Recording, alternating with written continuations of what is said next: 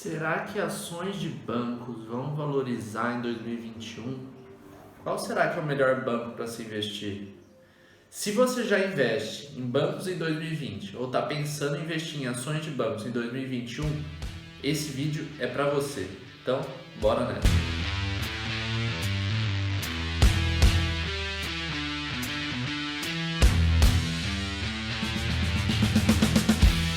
Meus amigos, minhas amigas, estou eu aqui de novo no meu pequeno estúdio de gravação. Um dia ainda vai ter que nem aqueles estúdios dos youtubers grandes, de umas coisas, de uns jogos atrás, uns livros, umas coisas bonitas. Por enquanto é o que nós temos. Estou aqui com a Nina, não dá pra ver ela direito, ela sempre me acompanha aqui nos vídeos. Às vezes quando eu falo umas besteiras ela olha pra mim assim com uma cara meio estranha. Mas vamos nessa. Primeiro, esse vídeo é para quem quer investir em ações de bancos ou já investe em ações de bancos. Então, relembrando, só para você não esquecer, se você gostar do vídeo, não esquece de colocar o like ali embaixo, se inscrever no canal. O meu objetivo é trazer conhecimento financeiro e conhecimento de desenvolvimento pessoal para mais pessoas. Então, você se inscrevendo, dando like, vai me ajudar bastante, comentando ali, vai me ajudar muito. E vamos nessa então. Primeiro lugar, bancos para 2021. Eu vou explicar um pouco aqui de como está a situação dos bancos aqui no Brasil. Depois eu vou mostrar para vocês uma comparação entre os principais bancos e o que é bom em um e o que não é bom em outro. E depois eu vou mostrar a recomendação do principal banco que está sendo mais recomendado pelas corretoras aqui no Brasil para 2021, beleza? Então não sai no meio do vídeo, fica até o final, porque lá no final eu vou mostrar qual que é o banco que está sendo mais recomendado para se investir por conta do preço dele, por conta das perspectivas futuras, beleza? Então, vamos nessa. Então, vamos lá. Qualquer investimento você tem que olhar tanto para como está agora, quanto para o futuro, como que vai ser o futuro. Então, eu vou explicar aqui um pouco como está a situação agora e um pouco do que está sendo previsto para a situação dos bancos aqui no Brasil em 2020, 2021, até 2025, até 2030, beleza? Então, o que está acontecendo? Historicamente, os bancos no Brasil, o mercado foi sempre um oligopólio, então poucos players grandes dominavam e acabavam cobrando um juros muito alto do consumidor e dando um serviço que normalmente não era tão bom. O que aconteceu? Hoje a gente está numa tendência global de juros muito baixos, então quando você vê lá nos jornais, a Selic está a 2%, a Selic está baixando para 1%, o que isso quer dizer? Isso quer dizer que a taxa de juros que o banco está pegando dinheiro emprestado para depois emprestar para você está cada vez menor. Então, alguns bancos começam a emprestar dinheiro com juros mais baixos. O que antes era emprestado dinheiro para você financiar uma casa, sei lá, cobrando de você 12%, está sendo cobrado hoje 5%, 6%. Então, os bancos começam a ter cada vez menos lucro. E isso é uma tendência global, provavelmente vai continuar esses juros baixos, a Selic baixa nos próximos anos. Então ele acaba, para os próximos anos é previsto que os bancos tenham menos lucro por conta disso. Segundo ponto, a entrada do Pix. Agora em 2020 entrou o Pix, que é uma forma de você transferir o dinheiro de uma conta para outra sem precisar pagar TED e DOC. Então isso era uma outra fonte de renda dos bancos e eles vão perder, ou vai diminuir bastante. Então é um segundo ponto negativo que a gente vê aí do futuro de diminuição de lucro dos bancos. Terceiro, o que é uma tendência que está tendo globalmente aqui no Brasil também? Surgir os bancos digitais. Hoje, as próximas gerações, elas são muito diferentes das antigas e elas não veem mais a necessidade de ter que ir num caixa eletrônico, de ter que ir numa agência bancária para sacar dinheiro. Na verdade, para sacar dinheiro precisa ir na agência, no caixa. Mas para falar com o gerente, enfim, eles fazem tudo pelo celular. E os bancos digitais surgiram para fazer isso. Enquanto isso, os bancos lá mais antigos acabam ficando para trás e acabam perdendo essas novas gerações. Então esse é o terceiro ponto. Vou falar aqui alguns pontos negativos, depois eu falo os pontos positivos para você conseguir ter mais ou menos uma noção de como que vai ser a situação dos bancos para os próximos anos. Quarto ponto, inadimplência. O que aconteceu com a pandemia do coronavírus? Muita gente perdeu o emprego, a economia vem se recuperando muito lentamente por conta dos auxílios emergenciais que vão diminuir, já diminuíram, vão cessar, vão parar, porque o dinheiro do Banco Central não é infinito. Mas o que vai acontecer é o seguinte, cada vez mais a inadimplência vai crescendo. E o que é inadimplência? É quando o banco empresta dinheiro, a pessoa não tem emprego, não tem uma fonte de renda, ela não consegue pagar e o banco não consegue cobrar. Então ele acaba perdendo uma outra fonte de renda, que era as pessoas que estavam pagando os empréstimos. Esses são 4 pontos negativos para os próximos anos dos bancos, mas não são só pontos negativos. Temos alguns pontos positivos também. Os bancos, a partir do começo da pandemia, caíram absurdamente as ações deles, caiu muito, foi um dos setores mais afetados, alguns bancos com 30%, 40% de perda, 50%. Então pensa ali que hoje, e é esperado que em 2021 também, conforme a gente vá retomando, acabando a pandemia, a gente conseguir chegar numa vacina e retomando para a situação normal, é esperado que essas ações comecem a se recuperar.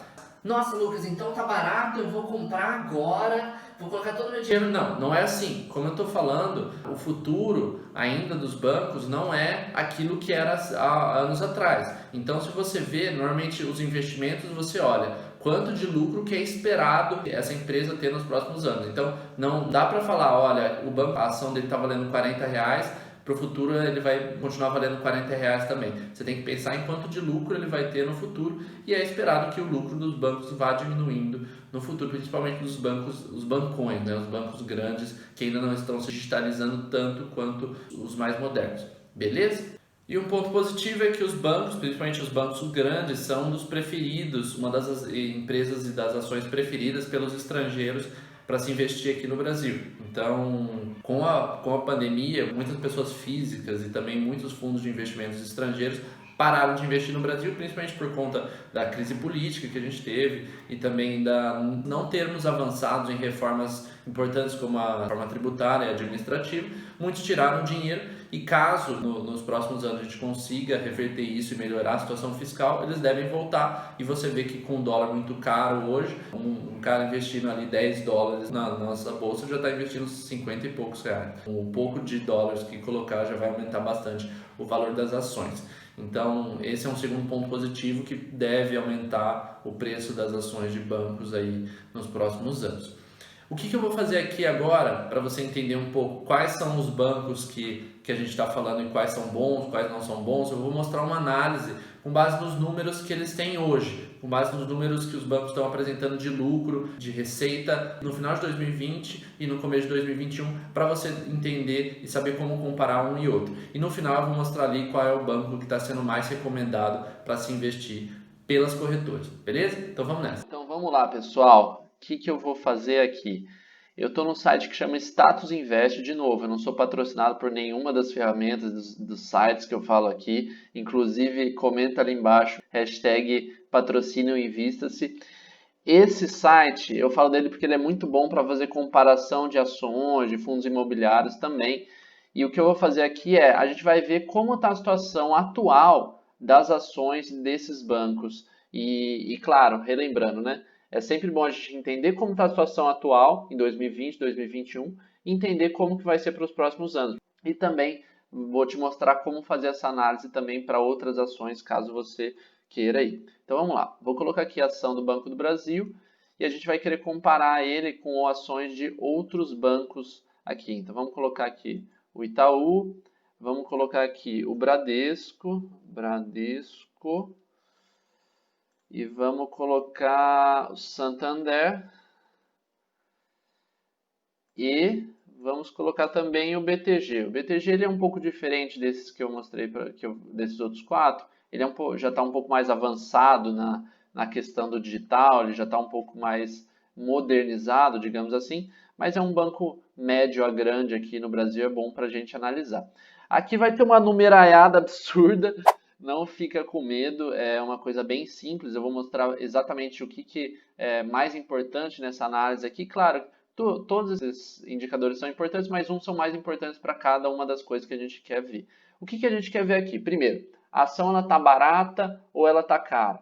Comparado entre um banco e outro. Aqui o que ele faz? Ele dá uma medalhinha de ouro para o banco ou para a empresa que for melhor classificada naquele quesito. Então aqui à esquerda tem vários quesitos, vários indicadores, e ele dá uma medalhinha de ouro se for o melhor colocado dentre os 5 que estão sendo comparados, prata se for segundo e bronze se for terceiro, e não dá medalha nenhuma se não tiver entre os 3 primeiros. E daí ele conta quantas medalhas de ouro a empresa tem, quanto de prata, quanto de bronze, e aí ele classifica primeiro, segundo, terceiro, quarto, quinto. Aqui ele está classificando primeiro o Santander, segundo o Banco do Brasil e terceiro o BTG, de acordo com os indicadores de hoje. E aí eu estou relembrando, estou fazendo esse vídeo no final de 2020, mas provavelmente vai estar bem similar em 2021. Então, o primeiro indicador que é legal comparar aqui é o DY. O que é o DY? É o Dividend Yield. É uma palavra em inglês que a gente fala, acho que fica chique aqui, mas na verdade o que ele é? É o valor de, como se fosse uma distribuição de lucro que ele dá para os acionistas. Então, vamos supor que você tem R$100 na ação do Santander no ano de 2020, ele deu para você aí algo em torno de 8,26 de distribuição de lucro. Ele dá isso para você todo ano, entra como um ganho a mais. Relembrando, a ação ela pode valorizar, então hoje ela está R$16, ela pode valorizar, sei lá, 20, você ganha dessa forma, e você também ganha com essa distribuição de lucro. Então o que mais distribui o lucro nesse ano de 2020 foi o Santander. O PL é o preço da ação dividido pelo lucro por ação. Isso dá uma ideia mais ou menos de quão cara ou quão barata ela está. Então você vê quanto menor for esse indicador, quer dizer que a ação o preço dela está menor e o lucro dela está maior. Então, quanto mais lucro tem por ação, normalmente melhor. Então, aqui você vê que o que está mais barato nesse sentido é o Banco do Brasil. Está dando mais lucro por real de que custa a ação. P sobre VP, outro indicador de valuation. Aqui, indicadores de valuation, eles dão ideia mais ou menos de quão caro ou barato está a ação. Então, P sobre VP é o preço atual da ação dividido pelo valor patrimonial. O que quer dizer o valor patrimonial? Quer dizer que caso o banco venda tudo que ele tem, todas as agências, todo o valor patrimonial que ele tem, quanto que ele ganharia de dinheiro e em cima é quanto ele está valendo. Então você vê, por exemplo, que o Banco do Brasil, se ele vender tudo, ele está com 0,84, que é um valor abaixo de 1. Então se ele vender tudo que ele tem, ele vale mais do que ele está sendo cobrado hoje. Se você fizer um paralelo, é como se você comprasse uma camiseta a R$100 e você soubesse que se você fosse vender ela, você venderia ela a 120. Então, esse é o caso hoje do Banco do Brasil, esse valor está abaixo de 1, que quer dizer que ele vale mais do que ele está sendo cobrado aqui, do que é o preço atual dele. Um outro ponto legal de analisar aqui nos indicadores de eficiência é a margem líquida, que é quanto de lucro líquido está vindo por receita, por real de receita. Então, de cada R$100 de faturamento do banco, o Santander, por exemplo, lucra 23. O Banco do Brasil lucra 12,69 a cada R$100 faturados. Daqui dá uma ideia de quão eficiente é o banco. E aqui você vê que o Santander está ganhando com 23 e vem em segundo lugar vem o BTG com 21,9. Indicadores de endividamento, para saber quão endividado ou não está o banco. Dá para ver que o Santander é um dos menos endividados aqui e o BTG é o segundo menos aqui. Aqui tem alguns indicadores de rentabilidade e eu gosto bastante dos indicadores de crescimento para dar uma ideia do futuro, né? Então você vê aqui que o Santander é um dos que está crescendo mais. O lucro, o KDR é quanto que o lucro cresce por ano e aqui ele mostra nos últimos 5 anos. Então quer dizer que por ano o Santander vem crescendo os lucros numa média de 23,85%, é o que mais cresce. Em segundo lugar vem o BTG, em terceiro lugar vem o Banco do Brasil. E aqui tem a mesma coisa, só que das receitas, do faturamento. Então, quer dizer que aqui, por exemplo, o Santander ele é o terceiro que mais cresce receita. O Banco do Brasil e o BTG eles estão diminuindo a receita, eles estão faturando menos, só que eles estão também cortando o gasto. Estão cortando o gasto a uma velocidade maior do que eles estão diminuindo as receitas. Então, por isso eles estão aumentando o lucro. É difícil você olhar somente para a receita para tomar uma decisão, porque você tem que entender realmente o lucro, que é o que importa, que é o que vai vir para você. Beleza? Então, nessa avaliação, Santander fica em primeiro, Banco do Brasil em segundo, BTG em terceiro. Lembrando que isso é olhando para os dados atuais, de como que esses bancos estão atualmente. Beleza? Então é isso. Hoje o Santander, o Banco do Brasil e o BTG são os três que estão com os melhores números. Só que é aquele negócio, você não tem que olhar só para hoje, tem que olhar mais para o futuro também. E qual é o banco que hoje as corretoras estão mais indicando investir para o começo de 2021? Eu analisei aqui as recomendações de diversas corretoras, entre elas eu olhei a Ágora. a Ativa, Banco do Brasil, BTG, Elite, Genial, Guide Investimentos, Necton, Santander Corretora, Socopa e XP. Eu analisei a recomendação de todas essas e eu vi que dessas 9 corretoras, 4 indicavam um banco, e o banco que elas indicavam é o Banco do Brasil. Nenhum outro banco ficou com tantas recomendações assim, inclusive poucas dessas corretoras indicavam a banco e a maioria que indicavam o Banco do Brasil. Isso por conta daquilo que a gente mostrou, provavelmente o preço dele está muito abaixo do que ele deve entregar de lucro nos próximos anos. Então essa é a recomendação, de novo, não é recomendação minha, mas das corretoras. Eu vou deixar o link ali embaixo se você quiser checar na íntegra essa informação, beleza? Espero que você tenha gostado do vídeo, não se esquece de se inscrever no canal ali embaixo, dá o like se você ainda não deu. O meu nome é Lucas Abrucese, esse é o Invista-se, até o próximo vídeo.